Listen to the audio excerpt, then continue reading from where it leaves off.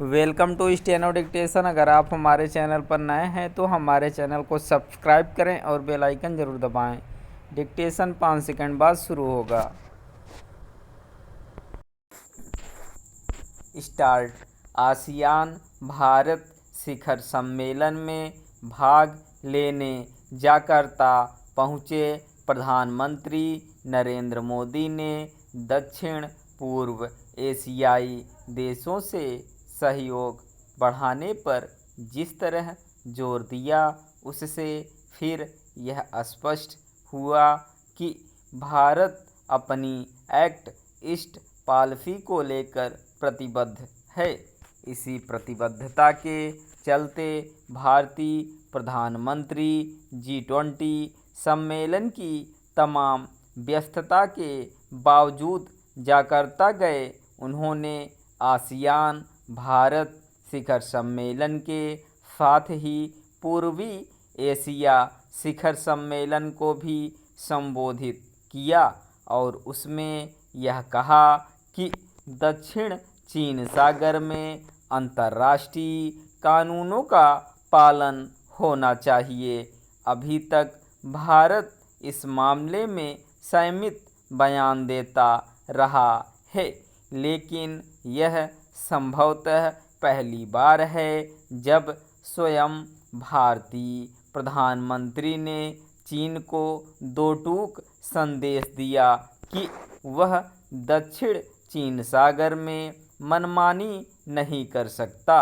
चीन को ऐसा संदेश देना इसलिए आवश्यक था क्योंकि उसकी मनमानी बढ़ती जा रही है।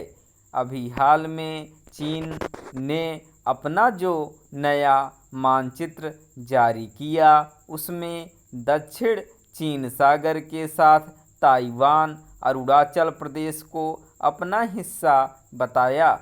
इसके अलावा उसने जापान और आसियान के कई देशों के इलाकों पर अपना दावा जताया। एक के बाद एक देशों ने जिस तरह चीन के नए नक्शे को खारिज किया, उससे यह स्पष्ट है कि उसके अतिक्रमणकारी रवैये से परेशान देश एकजुट होना शुरू हो गए हैं। यह अच्छा हुआ कि भारत ने चीन के विस्तारवादी रवैये से त्रस्त देशों के साथ खुलकर खड़े होने का निश्चय किया। यह समय की मांग भी है, क्योंकि चीन अपनी हरकतों से बाज नहीं आ रहा है। इसी कारण केवल उसके पड़ोसी देश ही उसके खिलाफ आवाज़ नहीं उठा रहे, बल्कि अमेरिका, ब्रिटेन, कनाडा और ऑस्ट्रेलिया भी अपनी आवाज़ बुलंद कर रहे हैं। यह मानने के अच्छे भले कारण हैं कि भारत में आयोजित G20 सम्मेलन में चीनी राष्ट्रपति इसीलिए नहीं आ रहे क्योंकि वह यह जान रहे हैं कि उनकी घेरेबंदी हो सकती है। इस सम्मेलन में रूसी राष्ट्रपति भी नहीं आ रहे हैं और उसका कारण यही है कि यूक्रेन युद्ध के चलते वह पश्चिमी देशों का सामना करने से कतरा रहे हैं। G20 समूह के कई देश रूस के खिलाफ मुखर हैं। फिलहाल यह कहना कठिन है कि रूस और चीन के प्रतिनिधि इसमें भागीदार बनेंगे या नहीं कि G20 सम्मेलन का कोई साझा घोषणा पत्र जारी हो, लेकिन यह तय है कि चीनी राष्ट्रपति नई दिल्ली इसलिए नहीं आ रहे हैं क्योंकि वह यह समझ गए हैं कि सीमा विवाद के मामले में भारत चीन का डटकर मुकाबला करने को तैयार है।